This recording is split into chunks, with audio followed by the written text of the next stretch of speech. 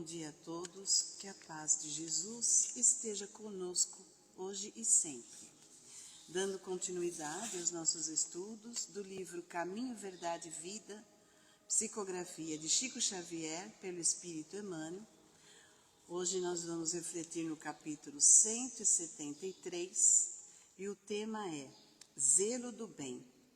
Já estamos chegando no final do livro, faltam apenas 7 capítulos para terminar, né? Que bênção esse livro maravilhoso, que traz tantos ensinamentos, né? Então, antes de refletirmos sobre o tema, é importante compreender o verdadeiro significado da palavra zelar. Muitas vezes, essa palavra é mal interpretada e até levada a extremos.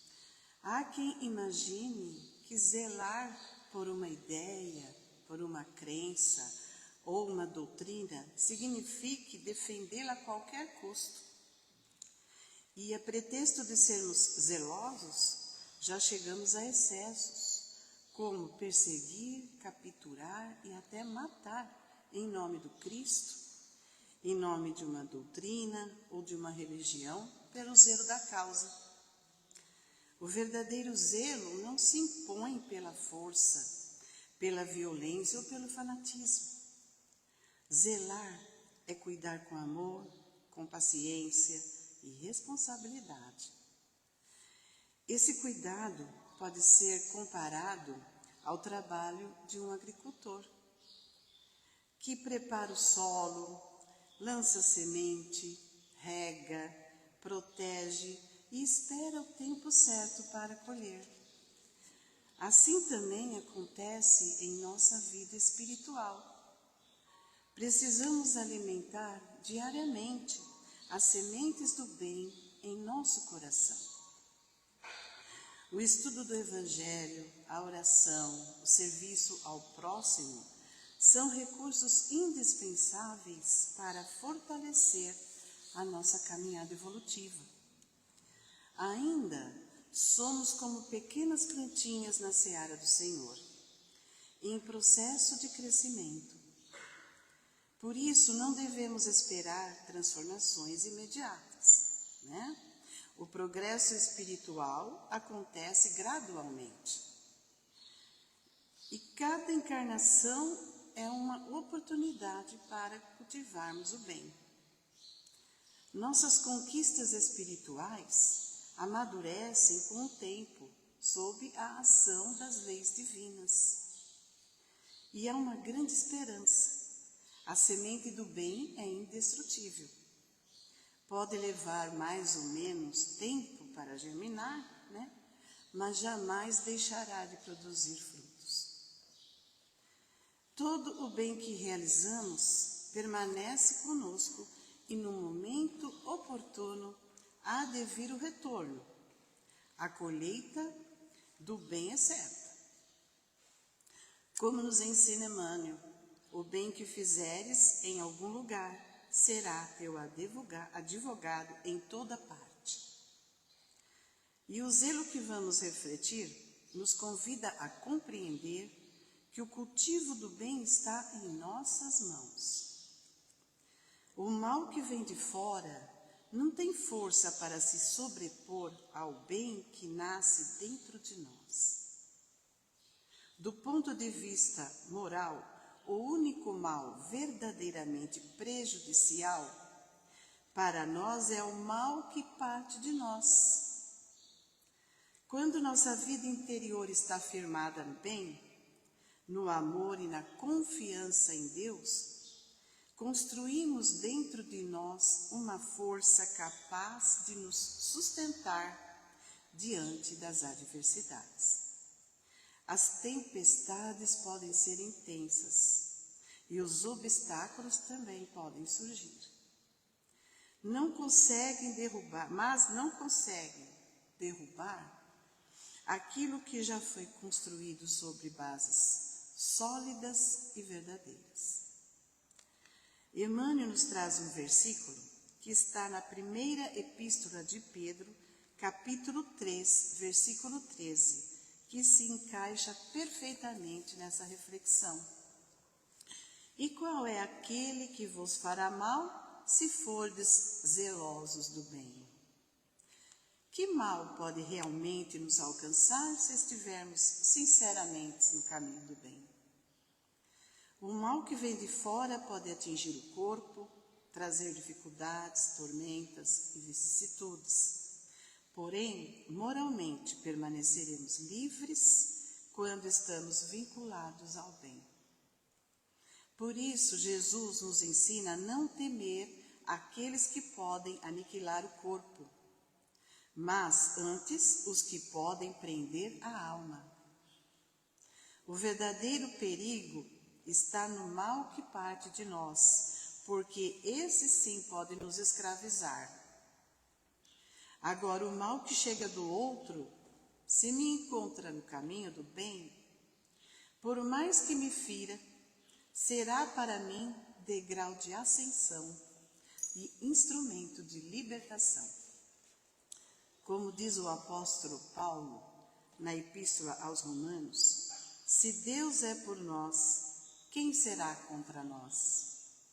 Isso significa que se estamos em sintonia com a vontade divina, não há força externa capaz de destruir aquilo que estamos construindo no íntimo.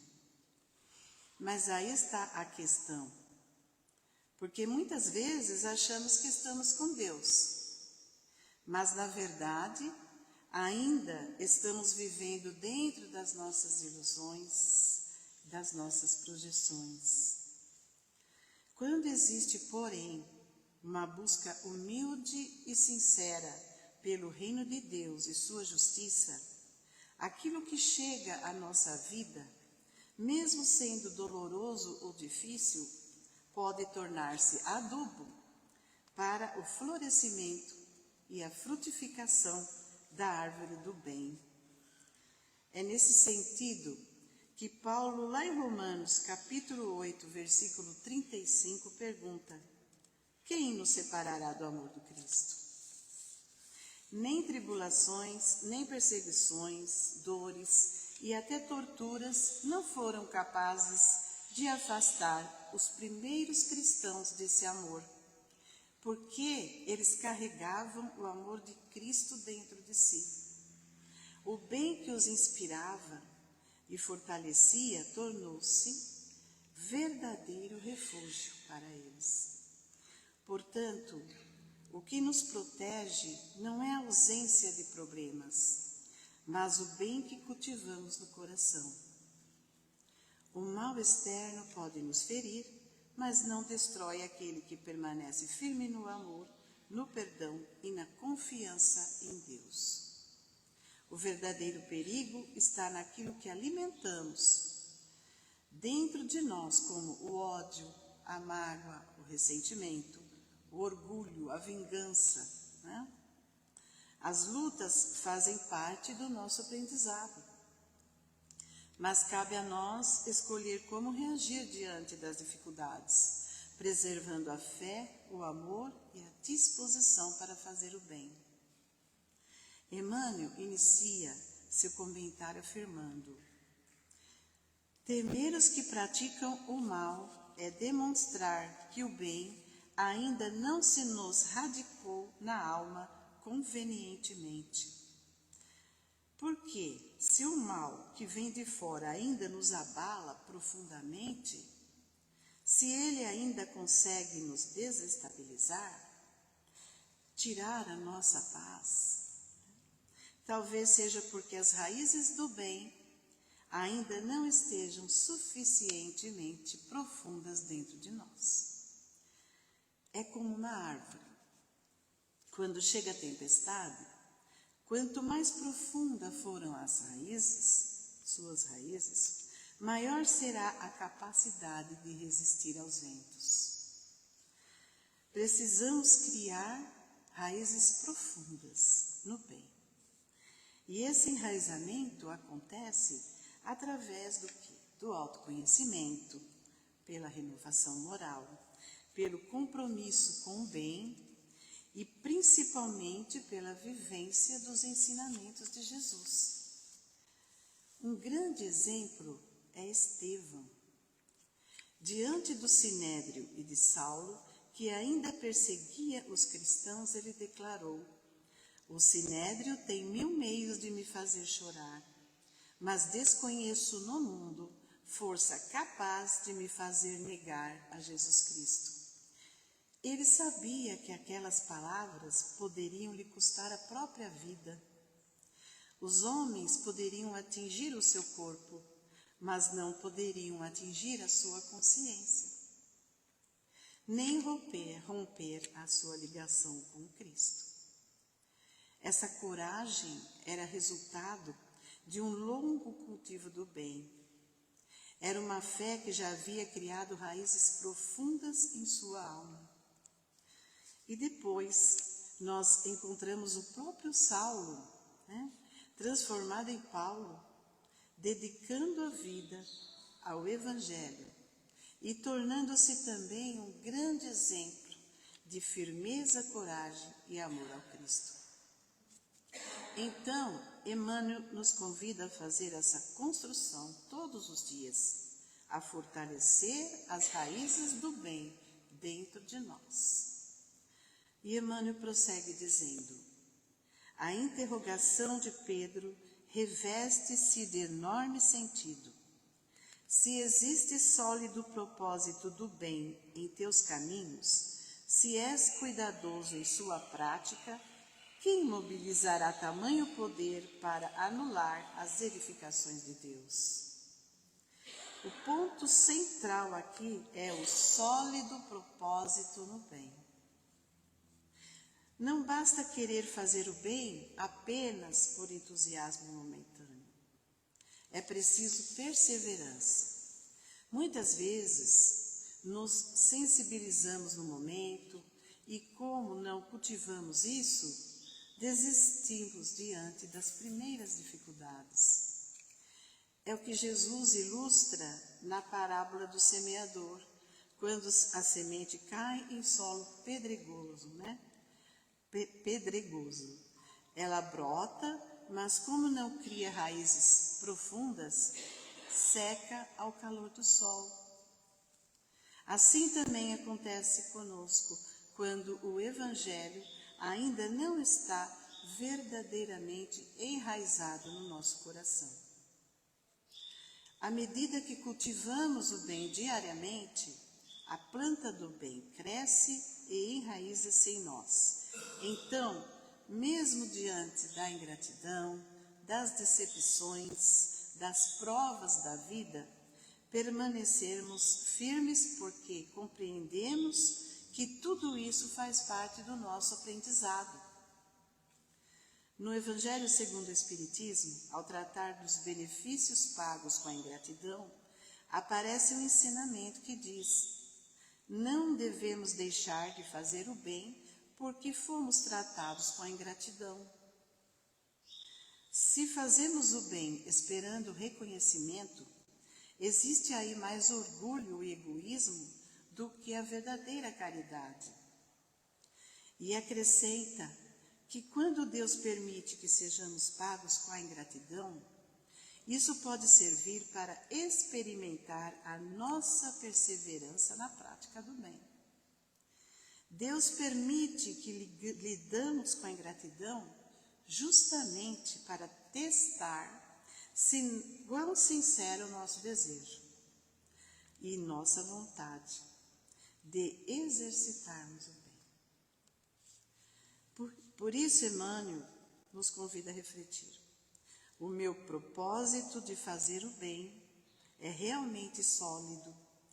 Tenho sido cuidadoso? Tenho me aliado ao bem?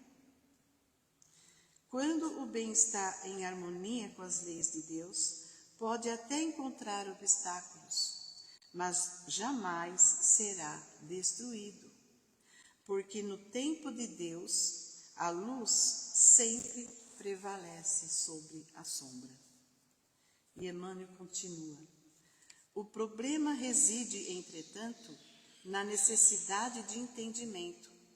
Somos ainda incapazes de examinar todos os aspectos de uma questão, todos os contornos de uma paisagem. O que hoje nos parece a felicidade real, pode ser amanhã cruel desengano. Então, quando alguém nos prejudica, o mal pertence àquele que o pratica, porque ele responderá perante a própria consciência. Para nós, porém, se permanecermos firmes no bem, aquela experiência pode se transformar em aprendizado, fortalecimento e crescimento espiritual. Podemos comparar certas dificuldades ao adubo. À primeira vista, ele parece desagradável, fétido, mas é justamente o que ajuda a planta a crescer e produzir frutos. Da mesma forma, algumas experiências dolorosas, que inicialmente parecem negativas, podem contribuir para o nosso amadurecimento espiritual. Por isso, Emmanuel nos alerta: o que hoje nos parece a felicidade real, pode ser amanhã cruel desengano. Então, quantas vezes buscamos durante anos algo, acreditando que ali estava a nossa felicidade, e depois percebemos que estávamos apenas presos a uma ilusão. Aquilo que parecia realização podia, na verdade, estar nos mantendo paralisados, cristalizados em uma situação que já não favorecia o nosso crescimento. Por isso, precisamos ampliar o nosso entendimento e confiar mais na sabedoria divina. Nem tudo o que hoje parece perda é realmente o mal, assim como nem tudo o que parece felicidade representa de fato o nosso bem. E Emmanuel continua: nossos desejos humanos modificam-se aos jogos purificadores da fonte evolutiva. Então, à medida que evoluímos espiritualmente, nossos desejos também se transformam. O que antes parecia essencial vai perdendo a importância, dando lugar às aspirações mais elevadas, ligadas ao amor, ao bem e ao crescimento espiritual. O perigo está em permanecermos parados, estagnados, presos a desejos passageiros, acreditando que neles encontraremos a felicidade. Muitas vezes gastamos tempo e energia perseguindo ilusões e acabamos andando em círculos. A verdadeira felicidade está naquilo que contribui para o nosso crescimento espiritual. E Emmanuel continua: urge, pois, aperfeiçoarmos-nos a lei divina, refletir-lhe os princípios sagrados e submeter-nos aos superiores desígnios, trabalhando incessantemente para o bem, onde estivermos. Então, quem procura viver de acordo com as leis divinas está em constante renovação. Aos poucos, deixa para trás antigas ilusões e valores passageiros, abrindo espaço para o que realmente importa, os valores espirituais e transcendentes que favorecem o nosso crescimento. E Emmanuel nos alerta: os melindres pessoais, as falsas necessidades, os preconceitos cristalizados operam muitas vezes a cegueira do espírito. São como ervas daninhas, que, se não forem removidas, sufocam a semente do bem, antes que ela produza frutos. Lembrando a parábola do semeador, essas atitudes se assemelham ao terceiro tipo de solo, como dos espinheiros, que sufoca uma planta do Evangelho, porque sugam a energia que devemos estar dando à planta do bem. Quando nos prendemos aos melindres, às falsas necessidades e aos preconceitos, criamos ilusões que cegam o espírito. Com isso, deixamos de compreender os ensinamentos da vida e podemos confundir o bem com o mal e o mal com o bem. Emmanuel nos adverte: procedem daí imensos desastres para todos os que guardam a intenção de bem fazer, dando ouvidos, porém, ao personalismo inferior. Então não basta praticar o bem exteriormente. Para que ele realmente transforme nossa vida, precisamos também permitir que transforme o nosso mundo íntimo. As boas ações beneficiam aqueles que as recebem, mas, para que também contribuam para a nossa evolução, devem vir acompanhadas de renovação interior. A verdadeira caridade, portanto, não está apenas naquilo que fazemos, mas na transformação que o bem produz em nós.